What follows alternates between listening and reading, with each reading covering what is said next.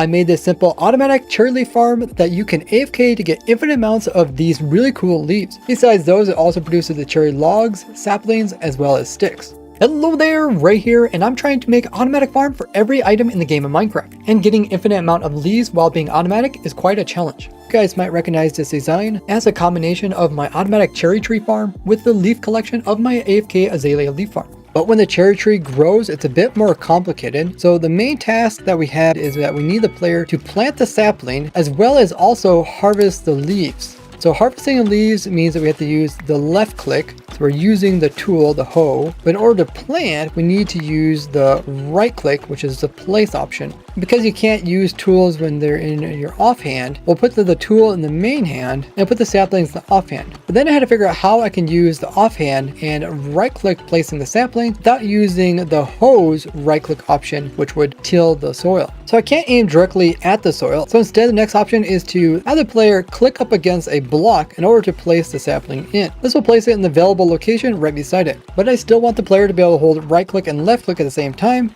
And then when we would click on this block, the player would just end up trying to break the block rather than place the sapling in. This is because whenever the player is holding down two buttons like right click and left click or breaking and placing, whenever the player comes in contact with the block, the game's either going to try to use the right click or the left click. And whichever one it gets started doing, in this case we're using the right click, it will continue that action until it's complete. But if the game decides to use the left click, in this case it can't use the left click because it can't place a sapling in midair, it will then default back to the right click, which is breaking. So if I come in and try to place this sapling while holding right click and left click, once my player starts to break the block in the background, I'll never be able to place in the sapling. But because every time the player comes in contact with the block, the game either has to choose right click or left click, all I have to do is move the player away and try again. And then there's a 50-50 chance that it will decide to end up planting the sapling. This is a method I originally came up with years ago and still use it to this day in a lot of my farms. And it's done by using this flickering trapdoor. So what we do is we have the player aim up here, and then every time the trapdoor flicks open, the player will then have an option to try to plant the sapling on the side of it, in which case it would place it on the next available block, which is over here on top of the dirt block. But this trick only works if there is air block behind the block you're trying to click on, because you need air block in order to have the game switch out whatever mouse button you're trying to hold down. So because of that, we have the player actually sit kind of far away from the trapdoor. And the player is actually going to sit over here and is going to aim on the side of the trapdoor. And when the trapdoor goes down, the player is going to aim beyond it,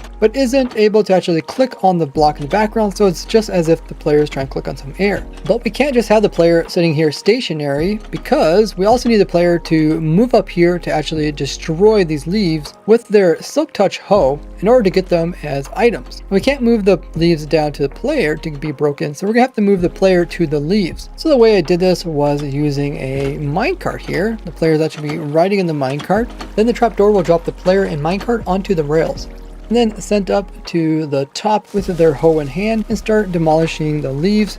But we can't just have the player aiming any which direction. We need the player to actually be aiming mostly forward. That way they can destroy the most leaves as possible while inside the minecart. So when you're in survival, you can't reach as far as creative, but you can break the block that is inside of your head. You can also break this one, third one, a fourth one, a fifth one, but not anything further. So we had the player facing mostly forward, but we can't be perfectly forward, because in this situation over here, where we're trying to place in a sapling, we need to aim a little bit off to the side so we can be able to click on the side of this trapdoor and not on the edge of it. We also have to make sure not to click on the trapdoor when it's on the down position, and only click on it when it's in the up position. So the player has to be aimed a little bit upwards as well.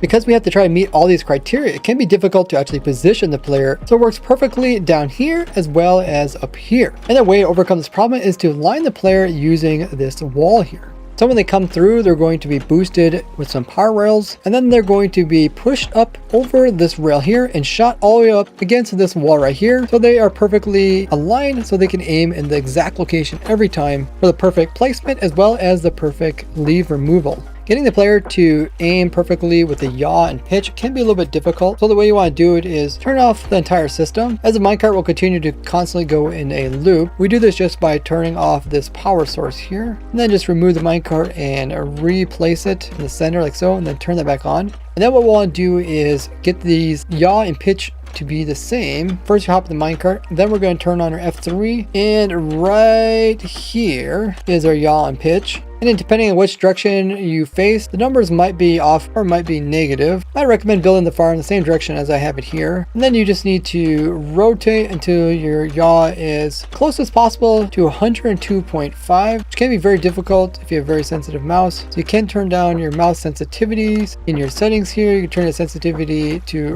really slow, in which case you can just easily get these numbers. And we want to set the other one to 1. It doesn't have to be perfect, but if you're having trouble, try to get close to as numbers possible. We push to the right, we hold down right click as well as left click, all without moving our mouse around, so we're not changing our pitch or yaw. And then once we have those two held down, we're going to press F3 plus T. When this comes up, we're going to release those two mouse buttons, and then we're going to press Alt plus Tab, so we're into a different window. And now we can actually move our mouse without actually interfering with player rotating. At this point, you can go AFK as long as you want until your hoe is about to break. And the player is also wearing an Aqua Affinity helmet, so they can actually mine just as fast underneath the water as if they weren't in water. What we got here is a bunch of rails going back and forth. This will let the player be able to reach as many leaves as possible while also not interrupting the tree's growth. You can also move the items to the center if they fall on top of them. All the leaves are then being collected by this water stream. We got a few different water streams here. One water stream's over here with the iron bars and just moves all the item to this area over here and gets put into his chest. We also have another water stream that pushes items underneath of these endstone stairs here, which gets put into a hopper over here and a chest over here.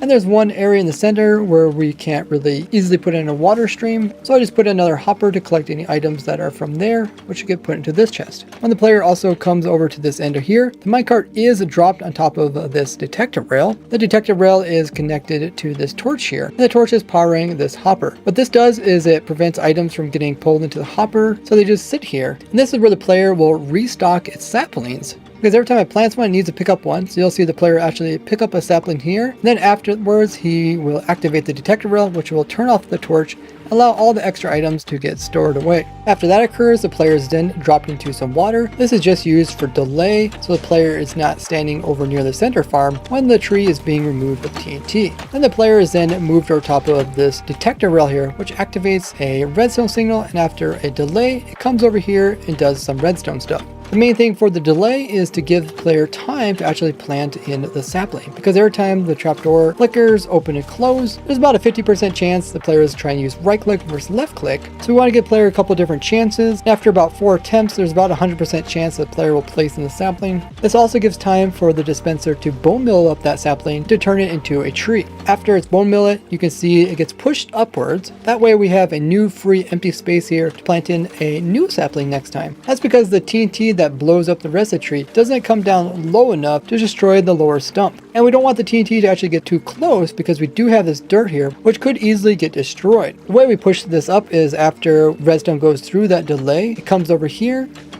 and we'll power this piston here, which will go into a little bit more delay, and we'll activate the piston, which is pushing up the dirt block, and then we'll pull it back down again. The same signal will also be used to drop the player downwards. It gets piped over here and up to this trapdoor, and over to this observer, which then will flicker this trapdoor. With a quick pulse, the player is then dropped downwards onto the power rails, which sends them all the way up to the very top to start mining the tree from the top down. The reason why I go from the top downwards is that way any leaves that are stuck on top of previous leaves are then removed and they're also dropped as well. We do have a couple iron bars here, which just prevents the tree from putting in logs here, which could eventually suffocate the player and kill them. The water log rails also make the player move slowly, as when you're inside of a minecart mining, you mine at half the speed you normally would. This is also why the hoe has efficiency, to make it so you can easily mine the leaves despite being inside of a minecart. We also have unbreaking to make it last longer, silk touch of course to get the items, as well as mending so you can easily repair it. And with the netherite hoe with unbreaking on it, you should be able to mine up around 8,000 leaves before having to repair it. Activating this detector rail here will also come over and activate this redstone line here, which goes into this monostable, which will go over and activate the scaffolding here, which we're using as a redstone signal to activate some redstone up here. This is where we have our TNT that is actually destroying the tree. Because the cherry trees are quite large, we have to use 4 sets of different TNT activating at different times and at different areas. So we dropped one TNT over here, then we drop another TNT on the opposite side, low down, Then we drop a third a little bit higher up, and a fourth a little bit higher up on the opposite side. This destroys the majority of the tree, so the tree just doesn't go to waste, and you can actually get some logs as well as the leaves, as well as the saplings and sticks. In this setup here, I have 4 TNT dupers. And when they activate, they purposely move the TNT towards the center of the tree as close as possible. Then we drop them through some powder slow to slow them down. That way they blow up at the precise location to do the most damage. But we don't want the damage to actually hurt the player, and that's why the player is actually being stalled here in the water while the TNT is going off over there. The only other redstone in this entire machine is for this dispenser here, which is run by this comparator clock. It can actually be turned off if you put in a piston and lever here, so you can turn it off if you don't want it constantly running. And there is a second observer clock which goes to the trapdoor here, which flickers it on and off. If you want to, you could have it hooked to a slower clock, so it's not so annoying. So in order for the farm to run, it does use a bonemeal with the dispenser here. You could put the bonemeal directly in the dispenser or like in a storage chest, or you could directly hook this up to a bonemeal source. I got a whole bunch of them in this playlist here, and I would recommend my easy moss one, which you can easily tile and put in your spawn chunks where it can run 24/7 on servers. It's also a great way to get XPs as well as fuel. Now the other thing the farm takes is TNT. In this design here, I have TNT dupers, so TNT is infinite. But if you're on a server which doesn't allow TNT duping, then I also have a dispenser version which works the same way. I'll provide both these designs in the world download as well as their schematics in the description. Now the thing it also takes is durability off of the hoe, so eventually you'll want to repair it. Other than that, the player doesn't actually take any damage because they're not breaking any blocks that aren't instant-mined. When they instant-mine the leaves, it doesn't actually affect them, and them placing in the sapling also doesn't remove any hunger. And because the player doesn't also take any damage from the TNT, we don't need any method for the player to like eat food or regen health, which helps keep this design overall very simple for what it can do. And what you can expect from this farm after running it for 1 hour on average, you get over 2,100 cherry leaves, which are great for decoration. But as a bonus, you get 800 logs, which gets you all the different types of cherry plank variations. 380 extra cherry saplings, which you can also use for decoration or fuel, and 270 sticks, which you can use for crafting or fuel as well. Now see how I designed an automatic farm for every other item in the game of Minecraft with this playlist here, or this one about crazy glitches in the game of Minecraft. And don't forget to share this farm with your favorite Minecrafters, letting them know that they can get tons of the cherry blossom leaves. And make sure to credit Ray's works, as I put tons of hours into all my farms. If you're able to support me, check out my Patreon. Otherwise, leave a like on the video, and I will see you in the next one. Bye bye!